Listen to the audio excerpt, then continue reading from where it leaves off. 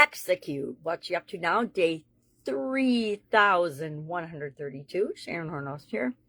Let's talk about what's up. I have been documenting my journey since 2018, pretty much every day, hopping on and sharing what's working, what's not working, lessons learned, what am I working on, what ideas I've got, what I've been testing and trying and implementing, what has been epic failures in terms of other people's standards and standards in the industry that we're working in, what has been a super success, what shortcuts have I learned, what industry switching tips, tricks, and strategies have I uncovered and implemented and used with different people that you can use in your businesses or in your life.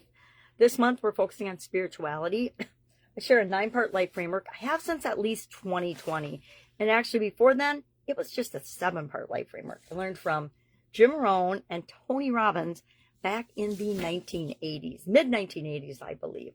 And it was physical, mental, emotional, spiritual, financial, relationships, and contribution.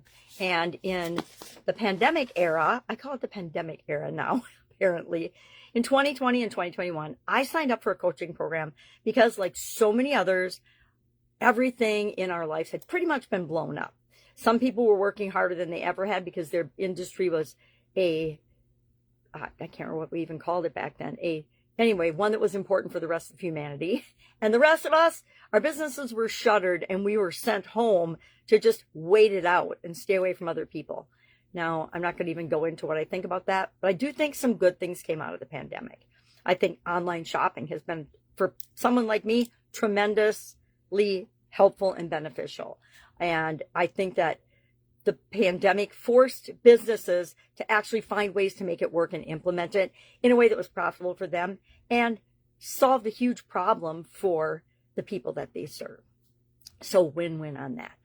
Most of what came out of the pandemic, I think, was absolutely horrific and criminal and beyond reproach. And I don't even want to go there because it makes my heart hurt. But today we're talking about, in both of the supersize challenges, number one, the in our super process, execute, meaning take action on the plan and the path that you thought about yesterday, and at least take action on one step today. Execute your plan, meaning do something to move you toward your goal, from where you are toward your goal, at least one step. So we talked about that in both of the challenges. We talked about deepening our spiritual practice, some kind of spiritual practice, whatever works for you and however that looks for you. I decided silent meditation. I'm going to try to go 15 minutes for a 4-day challenge since there's only 4 days left in the month. That's what we'll do. Just 4 days. And I like to do different length challenges and test them out and tweak them and see how they impact me. Just because they impact me in one way doesn't mean they'll impact everybody else that way or anybody else that way. But I like to be my own science experiment and test things out on myself. So for the next 4 days, I'm going to find 15 minutes a day to do a silent meditation. And then I'm going to write down and journal what comes out of that. And I'm going to think about it specifically with respect to my spiritual health and well-being, or my business's spiritual health and well-being, because I need to work on both, right? We want to be continually improving in all the different areas and aspects of our life. So that I'm working on. I am in a coaching program and I'm just trying to keep my head above water and catch up with it and do some single daily actions and to create some tools for myself that help me be a better version of myself, be more consistent, do more of the things that really matter, not just the things that make me feel good but don't matter. I think we all have a propensity and a tendency to do those things because they're in our comfort zone. They make us feel good and we just keep doing them, and we don't care about the results, or we tell ourselves we don't care about the results. At least that's what I tell myself.